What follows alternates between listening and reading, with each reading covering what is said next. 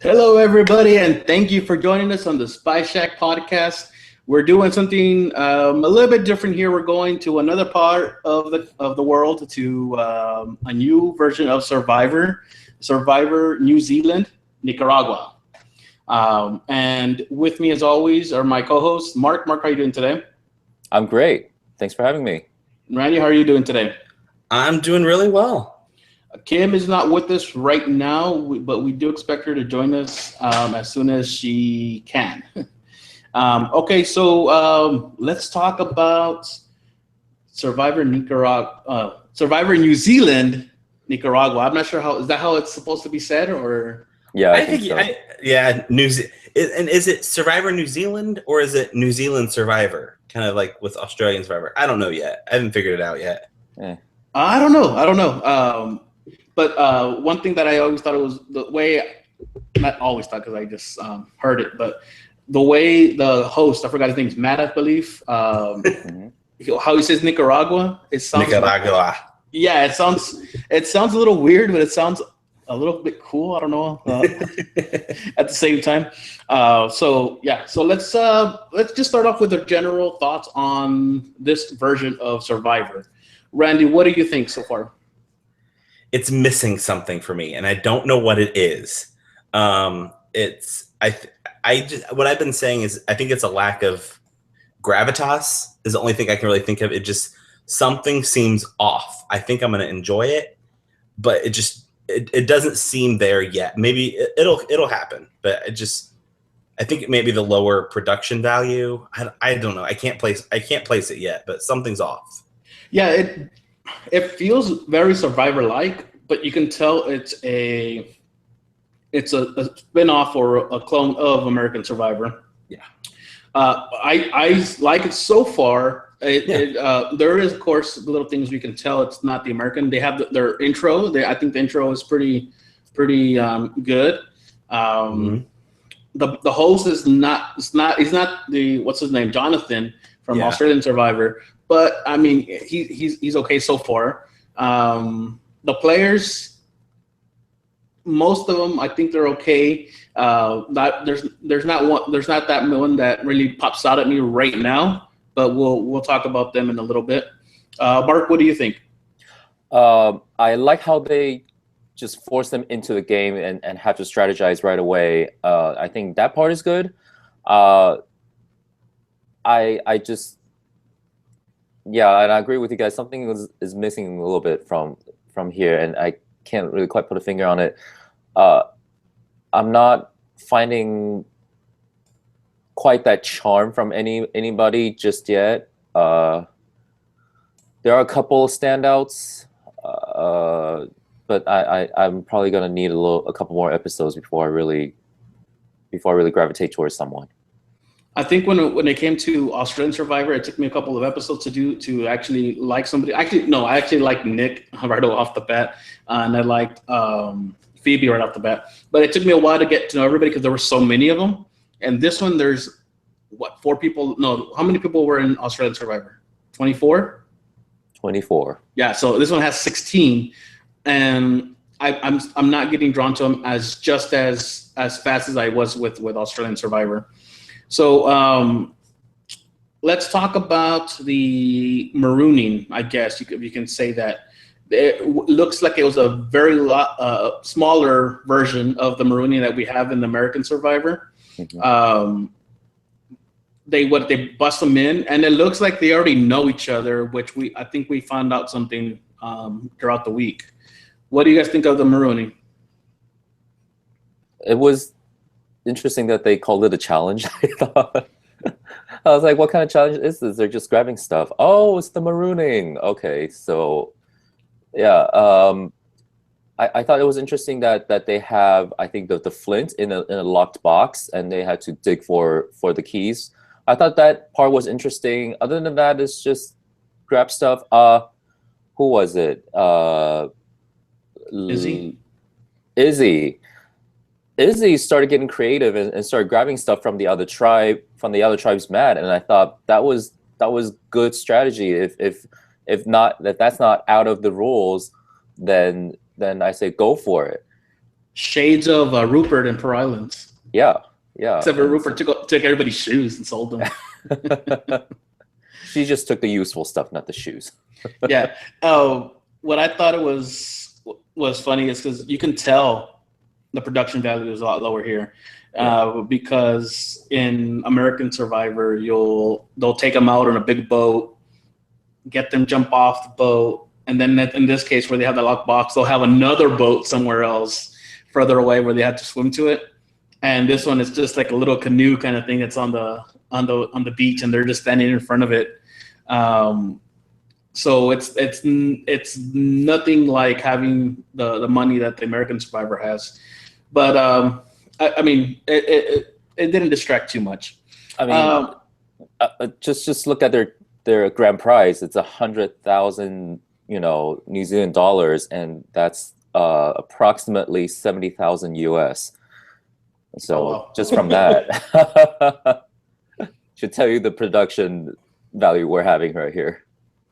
Red, are you still with us? Maybe. There he is. I see your picture twice, so it looks like you're on there. I don't really know what's going on there, but I'm here right now. I'm going to probably stay off the webcam because it was lagging a lot. So we'll hope we can get this back up and running because I'm not at my normal location. Oh, your twin just disappeared. Good. Get him out of there. Okay, so we were talking about the marooning that they called the challenge right off the bat. Yeah, that excuse for a marooning. I'm convinced that there were no keys hidden underneath those rocks that people were digging under. And what was the point of them fighting over Flint when they were all going to get it by the end of the night anyway at Tribal Council? True. That's a very good question. I thought that was really bizarre. I just thought it was kind of weak. Okay, so did you like the play by Izzy to start looting right away off the bat off the other team? I did. I didn't like Matt calling her out for it while he's standing over there hosting. I didn't really appreciate that, but I really thought Izzy did a great job with that. Was very sneaky, was very quiet about it, and only took the important things. Nobody even thought of, like, what is she doing? Exactly. At the end of it, out there. At the end, I forgot who it was, and he looks down at the stuff. She's like, "Oh, great, we're that team," because they didn't have anything. But she backtracked at the very end when the challenge was finished. She's like, "Oh, I feel so bad. Let us give them like a knife." I'm like, what the hell? She should have thought of that before she took it, because the thing is now, she looks like she's trying to kiss butt to them after she took everything from them, and even I forgot who it was. His name was like, "No, we really don't want it." Even Deb or I'm still a little off with their names, but even it's Deb, right, or D or D. Yeah, even D was. Let me see here. Yeah, I thought her doing that was just, she should have stuck to her guns there and not really backtracked on it. The other tribes that claimed they didn't want it, but I don't know. I wish she would have stuck with her plan. Give me 1 second, guys.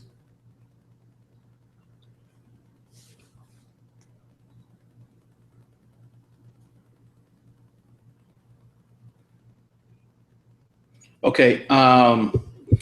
So yeah, we have all that going on the marooning. We have all the, did you like that right off the bat that we're going to go to Tribal Council? Oh, I think we kind of knew that Redemption Island wasn't played this season, so it didn't surprise me too much, since that we knew that mechanism was going to be coming in.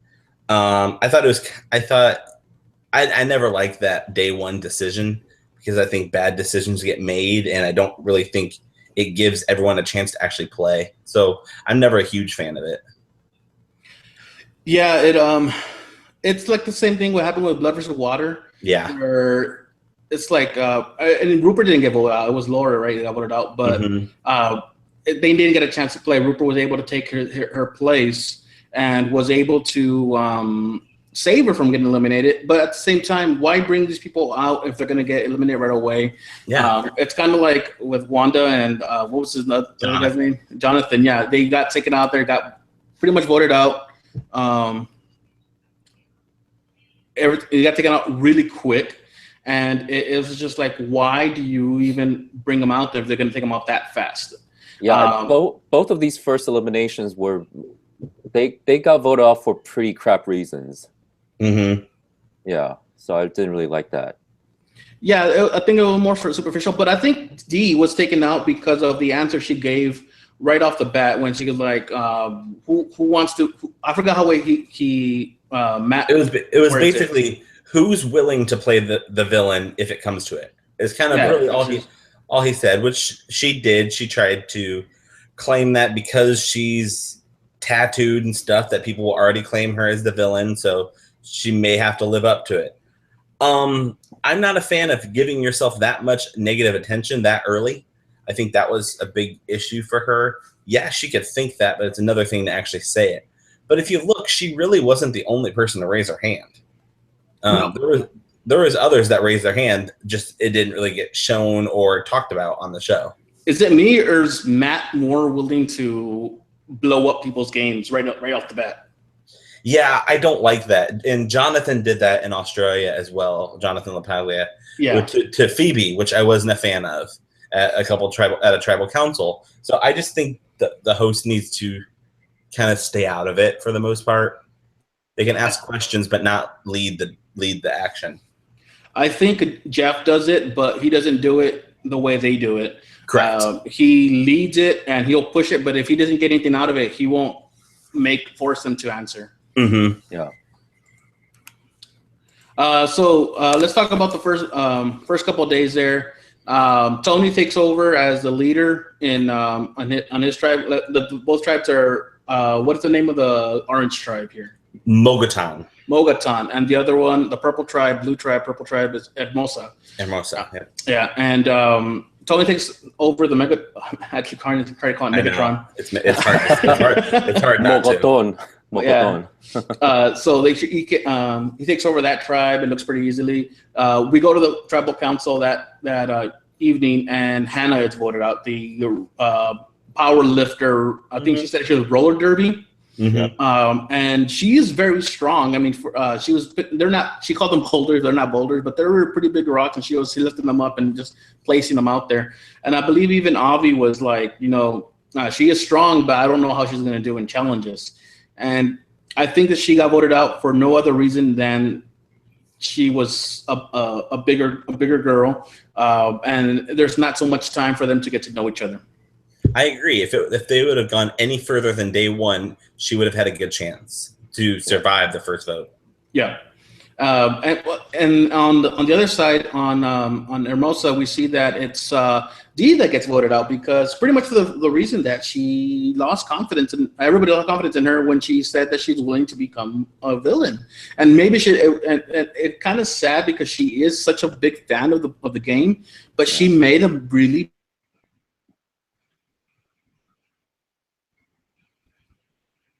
everybody. Now nobody trusts you. Yeah. Yeah, for someone who listens to so much and knows so much about the game, that was a pretty bad move to make so early. Yeah, because even at this point, they're getting voted off, right?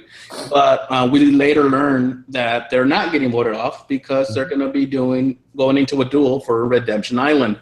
And Redemption Island, for those of you who haven't seen, I'm pretty sure those that are paying attention here have seen, those will that get voted off get a chance to come back into the game by doing a challenge. Mm-hmm. And those who win the challenge stay on Redemption Island, and the one that loses is eliminated finally. What did you think of the challenge? I think it's something that they usually do on Redemption Island, right? Yeah, but it was like the 7-year-old version of it. The entire arena was just so cute. Yeah, it was tiny. Like they were competing like 2 feet away from them, and those, I don't know, it was just all very lackluster.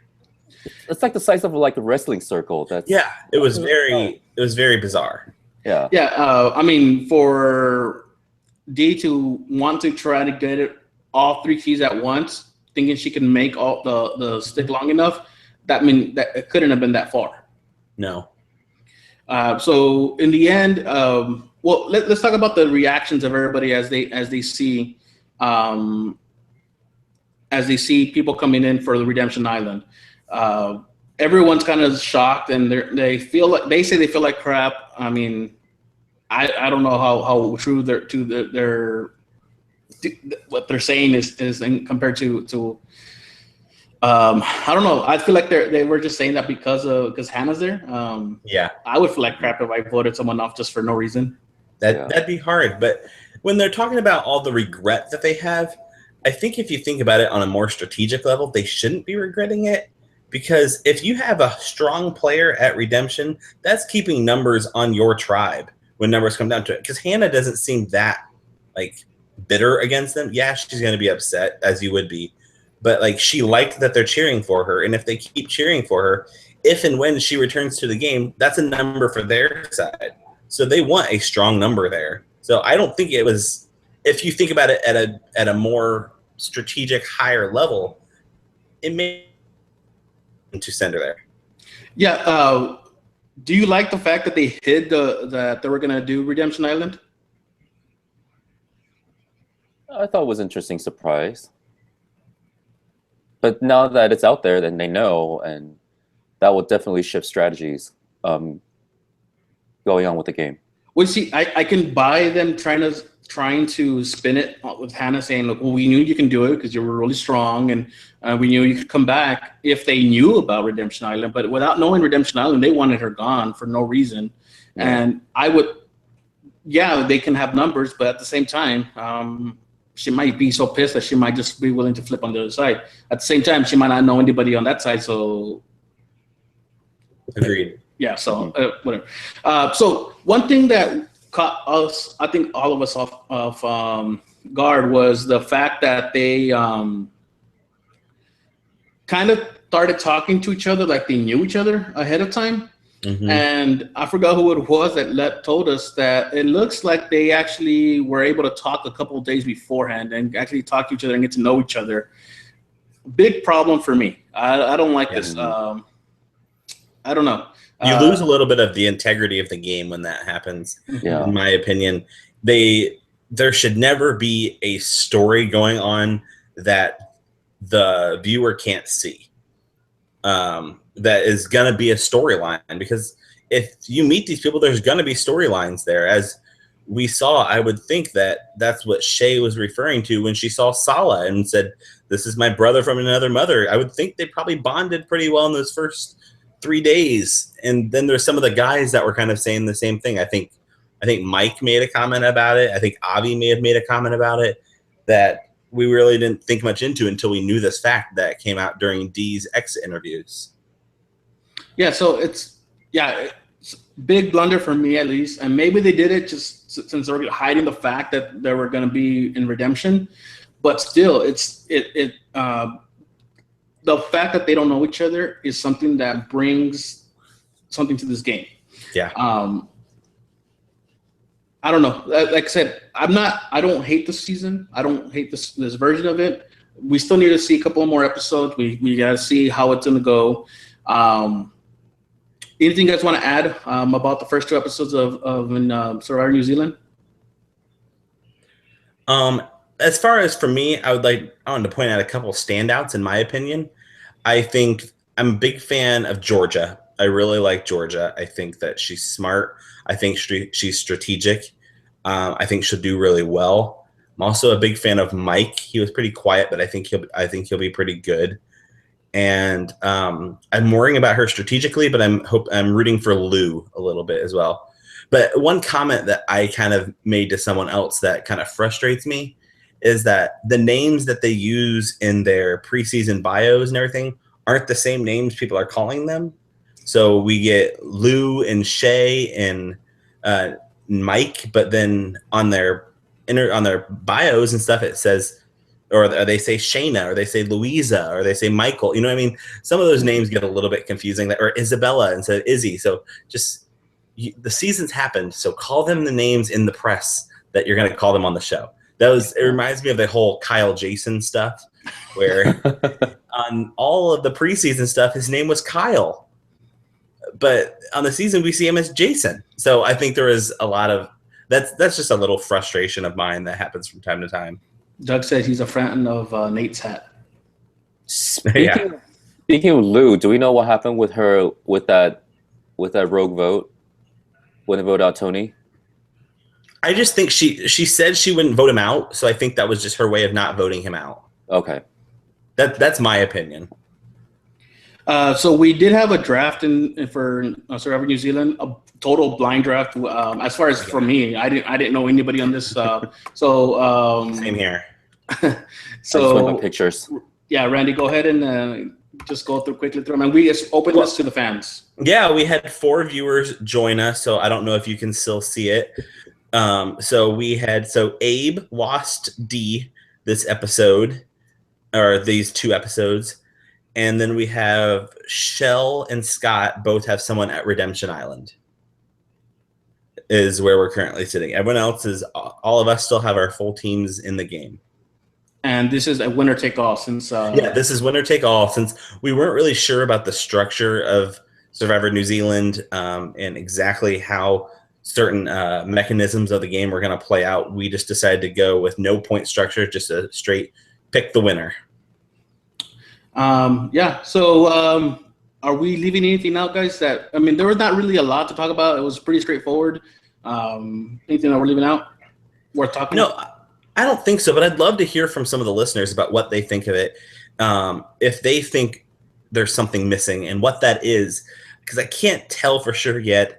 I don't know if it's the editing or the music or the host or the cast or just all of that together, what the issue is. But I've spoke to a couple people on Twitter, some people even from New Zealand, kind of giving their opinion just to see if it's different. Everyone agrees it's different, and I think it's just the production budget. When it comes down to it, I think it's just the production budget of it all, and that there is such an epicness behind the US version that the New Zealand version is trying to capture and just hasn't yet. There's. I was talking with you and someone else there on this. And I think it's a combination of a couple of things. 1, production value. 2, since it's Redemption Island, they try to start off the bat. We don't get a lot of, we don't get that challenge that we normally would get if, it's really rushed. I don't know what else it would be on that part, but there's also, I believe, the other countries trying to live up to the name of American Survivor, the plays, the everything that has to do with American Survivor. We see these people know Survivor, at least most of them do, and they want to live up to it. And I think it's just a combination of everything, and people from it's a combination of things, and it's like players will mess up their own game because they try to move so fast, knowing it's Survivor. It's like Nick in Australian Survivor. Mm-hmm. He tried to move too fast, and then it was over for him. The only other thing I want to make a comment on is that the prize is $100,000. Yeah. And also, if that's 100,000 New Zealand dollars, that's only 60 grand US. Closer to 70, but So there's quite a difference there. Yeah. So Doug says, I think people are being too hard on it. To be honest, it's the first season for a smaller country, and they can't pour money into it. If the gameplay is there, it'll be a good season. Yeah. I agree. Like I said, we still need to give a couple of more episodes at least. And you know what? It might be that at the end of the season, we might come back, look back at it, and that was pretty good actually. Yeah. Yeah. I still like it. It's just missing something for me. Mm-hmm. I think we're just spoiled with Survivor. Yeah. But I think we're gonna leave it there. It's our first episode of Survivor New Zealand recap. We are planning to have at least one guest here in the future. Mm-hmm. Stay tuned for the Spice Check for Game Changers. Later on we are gonna have a pretty good announcement. We're closing in on the details, so you guys stay in and we'll look at that. So we're gonna go offline here, we should start up on the Survivor Game Changer podcast in about 15, 20 minutes. So you guys let us, guys head on over there, and we'll catch you there. Yeah, start chatting with us over there. We'll be on in about 15 to 20 minutes. So stay tuned. Be ready to talk about some game changers. Yep. Okay, guys, we'll see you there. Bye.